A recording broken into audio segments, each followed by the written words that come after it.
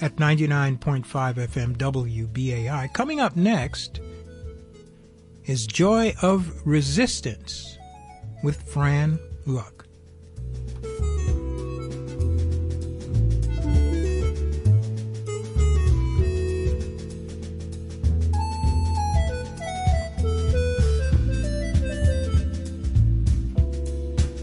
Mariam, why don't we go back to the events that started this insurrection in Iran, talk about how they progressed, and then let's move on to where that situation is today, close to 1 year after it all began.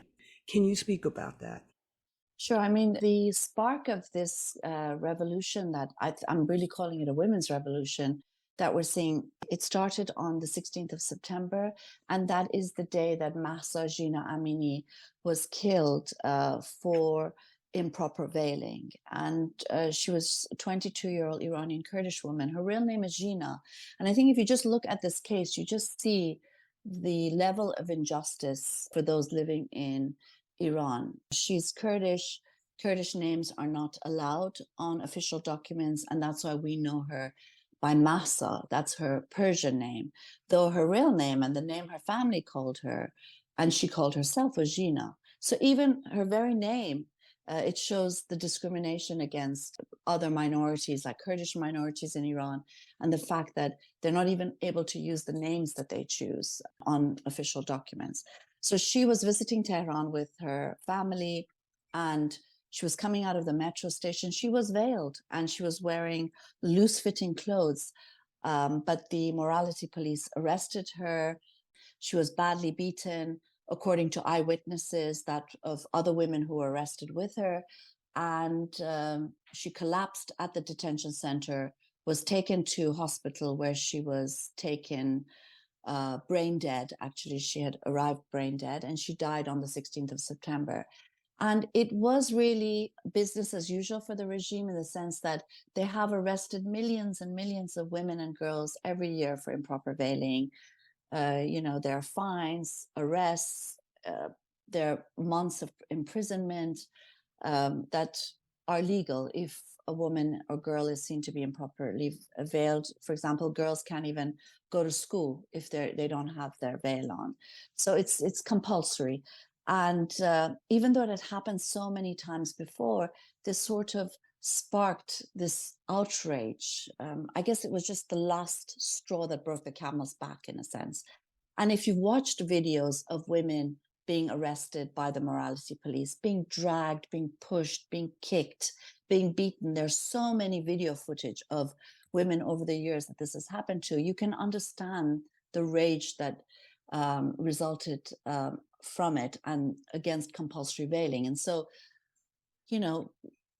tons of people came out on the street. It was the largest protest since the revolution, the largest nationwide protests across various cities in Iran, including religious centers such as Qom, including in poverty-stricken areas like Sistan, Baluchistan. People came out en masse, and women really led this. They were at the forefront of this, burning their compulsory veils. And the slogan "Woman, Life, Freedom," which is a slogan that started in Rojava, which is a feminist center in Syrian Kurdistan. And that was the slogan that was shouted out at Mahsa Amini's grave site. The slogan "Jin Jan Azadi" in Kurdish, and of course in Persian it's "Zan Zendegi Azadi." And this is a slogan that just took over the country, and in a sense it was made international because it just so represented the struggle against theocracy. And I think it was something that had meaning to women everywhere, because a lot of women are fighting fundamentalism in their countries. And so this slogan against such a brutal fundamentalist theocracy, it did have an impact globally. And so what we saw was that there's this sort of resistance, and it was met by such brute violence and force on the part of the regime. They brought out weapons of war. They killed over 500 protesters, many of them children and under the age of 18, because it was also very much a young uprising. So led by Generation Z, the first generation that had access to portable digital technology, and also had a social media footprint because of the generation that they belonged to. And so a lot of the people who died were no longer nameless, faceless people, but young people with videos and background information available on them. As somebody watching this from afar and somebody who's been out on the streets myself in various street actions in the United States, which die down all too quickly, in my opinion, often, I was amazed at how this kept resurrecting itself in spite of the enormous oppression and counter-offensive of the government and the incredible threats that people were up against. It just seemed to keep going. It had a life of its own that could not be suppressed. This is, I think, is what moved so many of us around the world, especially those of us who are activists ourselves. Definitely. I mean, when you think that 18 to 20,000 people were arrested in those few months, and there's been huge numbers of executions that we don't hear about anymore. But since January, over 300 people have been executed, 100 in just 1 month. And so the executions have stepped up. And now, around the anniversary, a lot of families of those who've been killed, a lot of civil activists, rights activists, women's rights activists, they've been arrested again in order to try to prevent protests for the 16th September anniversary. But of course, I think, the reality is that whilst there might not be street protests every day, protests have continued and challenges have continued in various forms. Just to give you an example, there's a wonderful young labor rights activist called Sepideh Gholian, and she was in prison. She was just released from Evin prison after a nearly 7-year prison term for supporting the Haftepe sugarcane factory workers strike. And as she left the prison, while she was still in front of Evin prison, she shouted, Khamenei, the tyrant, we're going to pull you under. And she didn't even get home before they rearrested her and put her in Evin prison. And when she was taken to court for further trumped-up charges, she refused to be veiled to attend the court. And the court case had to be cancelled because they couldn't allow her in their court without a veil on. So what I want to say is this is one example of these open letters you're getting from within the prisons, hunger strikes, protests, people supporting the Woman Life Freedom Revolution. And I want to give you 2 other examples. One is in February this year, 20 labor, civic and women's rights organizations, they issued a charter of 20 minimum demands. And it's this progressive charter that you wouldn't believe, saying this is the minimum the people of Iran require. In this charter, it defends everything from the separation of religion from the state, the right to strike and association, freedom of expression and conscience, and the dismantling of the repressive forces of the Islamic regime. And it makes it very clear that none of these are possible in an Islamic state. Now, these are activists that are known or organizations that are working within a totalitarian state. And on the 8th of March of this year, International Women's Day, progressive women issued the Progressive Women's Manifesto. And in this charter, there are things like the banning of child veiling, the days off for menstruation for women workers. And again, a lot of the other things that I mentioned, like secularism, an end to discrimination, an end to sex apartheid, because this is an important issue. I want to remind the left, many of us were against the racial apartheid regime of South Africa. We were part of that anti-apartheid movement because we thought that racial apartheid was an abomination. But here is a theocracy that imposes sex apartheid, segregation based on sex. Women have to sit at the back of the bus, like Rosa Parks had to sit at the back of the bus in the United States. And there was a huge civil rights movement there. And I must interject, for some reason, sexual apartheid is never considered on as serious a level as racial apartheid. Which exactly.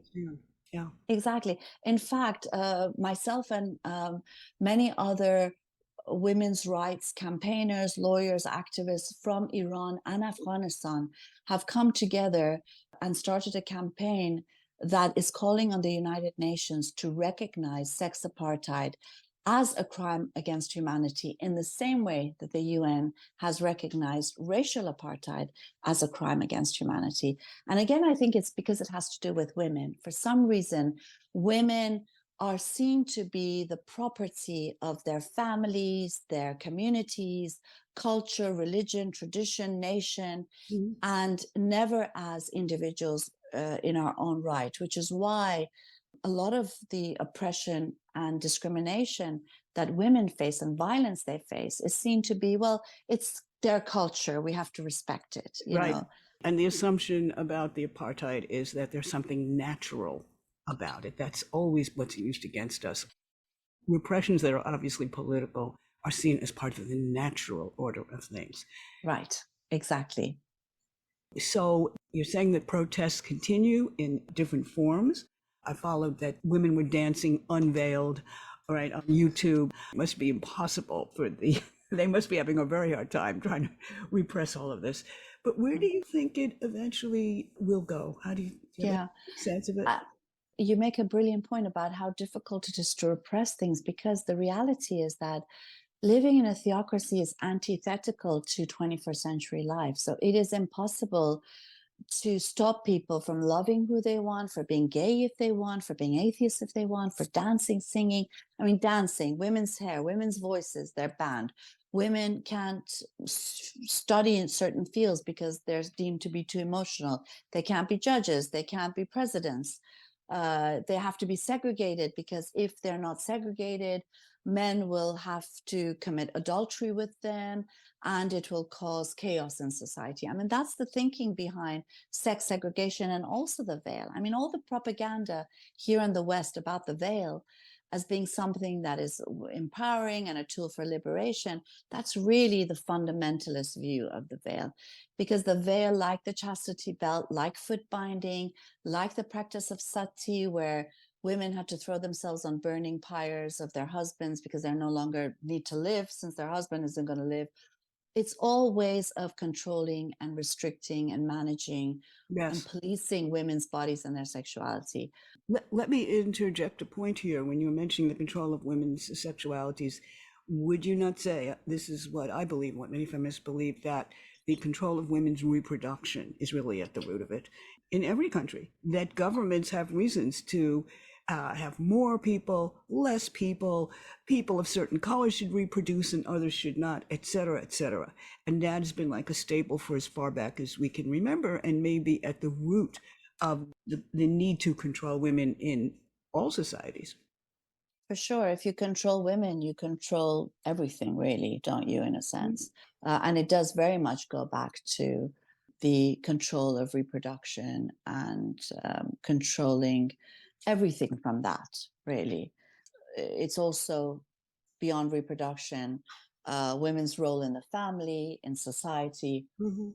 And so, in a sense, that's why so many theocracies, and particularly theocracies, are so focused and obsessed with women and controlling their bodies.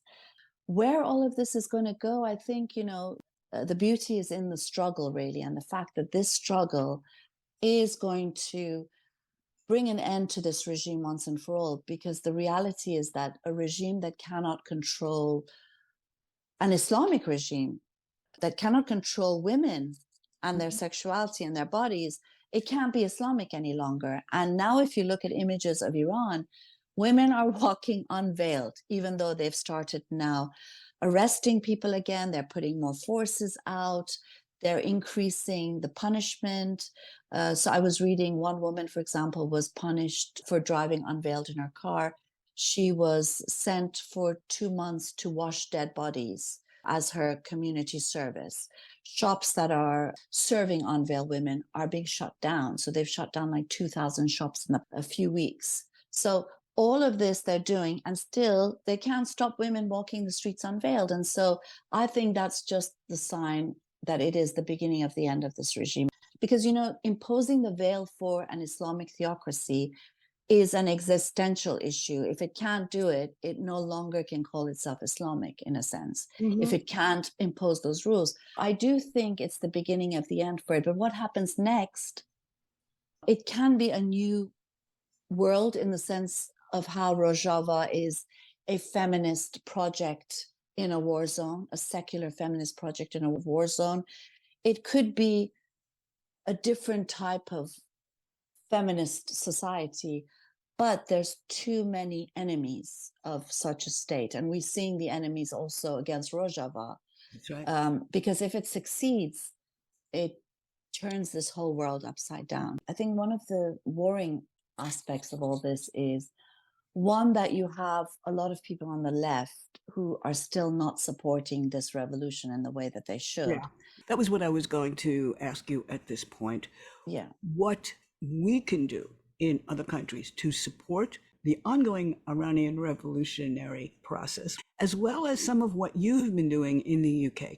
Some of the things that are worrying is the fact that you can see Western governments' attempts at beginning the sort of engineering regime change from above, or thinking about the prospect of doing that in various ways. So I think one of the most worrying things that's come out of all this is the organizing of the sort of Iranian nationalists around the monarchy. The former dictator's son, Reza Pahlavi, he has really taken center stage as trying to show himself as the alternative for Iran after the end of an Islamic regime. And of course, that is not only repugnant because his father was a dictator and the 1979 revolution was in response to his dictatorship, but also that we don't want to move from one dictatorship to another dictatorship to another dictatorship. I mean, don't people in Iran have the right to live in a non-dictatorship after all these many years of very courageous and inspiring struggle, particularly in recent times? And so I think that's something that is very, very worrying, and something that we do need people across the globe to be vigilant of, is to put pressure on their governments not to intervene either militarily or politically via regime change. What we do need is people everywhere. I mean, how did we end racial apartheid in South Africa? Of course, there was the ANC, there was the armed struggle, there was all that political organizing within South Africa. But even the ANC and all the anti-apartheid activists in South Africa did say that pressure brought outside of South Africa was key in ending apartheid in South Africa, because there was a time when Western governments had close relations with the apartheid regime in South Africa, and they called Nelson Mandela a terrorist. And then there was a point where they then stopped supporting the apartheid regime in South Africa, not because they suddenly became nice and caring or thought racial apartheid was an abomination, but because there was so much pressure on them that they could no longer justify relations with the apartheid regime in South Africa. So in a sense, I think that's what people in Iran require and demand today from people everywhere, is to put enough pressure on governments, because I know whilst it seems that they're at odds, they're really at odds over very narrow issues like the nuclear issue. So it might seem for a lot of people that Western governments and the Iranian government are enemies. In a sense, what they are in disagreement of is very, very, very limited to, for example, the nuclear issue. They don't want Iran to produce nuclear technology. But they really have no problems with massive human rights violations if the nuclear issue was addressed. When have Western governments put things on the line for human rights or for women's rights? They say things about each other that means that really Iranian regime needs to be supported against the US government, or if you support the people in Iran, you're supporting the US government. That's kind of where my question is going, different ways we can support the people in Iran. Can you speak about what you've been doing in the UK, and again, hone in on anything else you want to tell our listening audience? What we've been doing in the UK is just having regular protests. There was a time when we had protests every day during the height of the revolutionary protests, nationwide protests in Iran. And then we have been protesting every week. And we've been doing various actions to try to highlight the situation there. So we've had actions with a feminist organization called Filia in London, where hundreds of women have come and cut their hair in solidarity with the women's revolution. And we've had Dance for Freedom, because dancing of women is banned in Iran. So dancing in solidarity. And on the 16th of September, we have Sing for Freedom. So Iranian and non-Iranian women are going to be singing the Equality song in Persian in solidarity with the women's revolution there. So I think there's so many things people can do to support people in Iran, particularly because we live in the age of social media now. We are connected in ways that is unthinkable, 30, 40 years ago. We're not limited to Fox News or CNN. We have citizenship journalism across the globe. We see people uploading videos in an instant, telling us about what they want, what's happening, and how they can help. So I think one easy way is to make sure that when you hear news about Iran on social media, that you spread the word. So about someone being executed, about someone being arrested, someone who's been disappeared, but also about the protests, about what people are demanding, what's happening.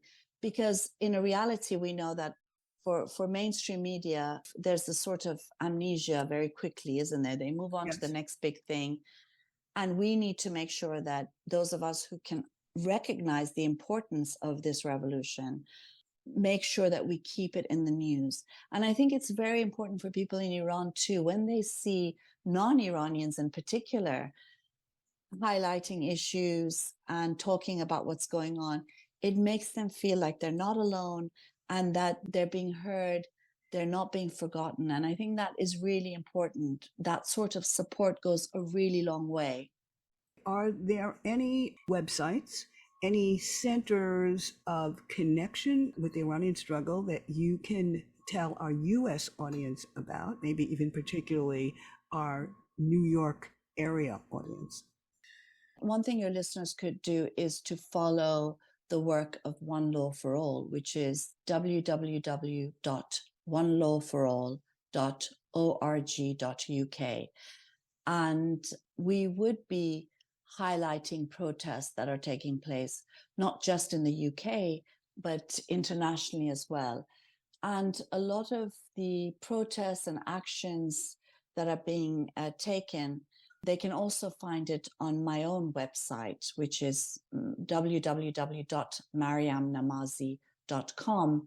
And of course, there they'll find Facebook, Twitter, Instagram, and other social media links. So it's www.mariamnamazie.com. Any activist groups in the U.S. that have done demonstrations in support that you know of? There are various women life freedom organizations. In fact, when I am in New York visiting my parents, I have joined demonstrations that they've organized. And I think if you just do Women Life Freedom New York City, you should be able to find links to their protests, and they've been organizing regularly during this time. I will get in touch with them and I will put that out on our show periodically. Now, as a leader of the revolt against theocracy, particularly centering on women, you are a very dangerous woman to a lot of people in this world, a lot of male supremacist institutions in this world. And you, of course, received your share of threats. And I want to know how you deal with that, and do you have security, etc.? I mean, no, I actually don't have security. I can't afford security, and I think most governments don't take the threats against us very seriously, us type of people. I think that there are threats to anyone who would stand up against theocracy. I mean, the fundamentalists are very scary people, and the way that they're able to go ahead in the way that they want is by frightening people into silence. And I kind of feel like, particularly given the fact that I don't live in Iran, I have an extra responsibility to do what I can to highlight what's happening in places like Iran, particularly given that really the real courage and the real risks are being taken there. So I think anything that happens to any threats that we take is really insignificant compared to what they're facing. And so I think what we have to do whatever we can. And really, for me, I always feel like I belong to this vast, progressive social and political movement with one end in Iran and another end in Afghanistan and the US and Britain. And that, this is such a mass movement for such fundamental change, for a different and a better world, that I kind of feel like maybe more powerful than I actually am. And I think all of us who are activists, because we see the strength in numbers and see, I guess as activists, we do have to see the glass half full rather than half empty, and feel very hopeful that we actually can change things for the better. And so for me, it's a very positive thing. I don't really live with the threats. I don't really consider them very much. A great message to all of us who are struggling. Maryam Namazie, it has been a pleasure and an honor to speak with you today on Joy of Resistance. And I want to really, really thank you very much for taking the time to speak with us today. Oh, it's been an honor and pleasure for me to speak with you on your program. I mean, I just love the work that you do as well. And I'm just looking forward to hearing from hopefully some of your listeners and seeing them in the trenches in support of women, life, freedom. Because I do really believe, not only because I come from Iran, but I really do believe that this is such a life-changing, world-changing event that's taking place in Iran.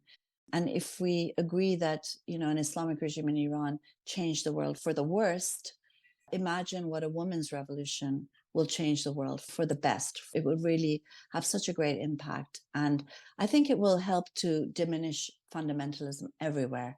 And that's something that every woman and every progressive from the US across the world needs to consider and worry about and think about. So thank you. And thank you.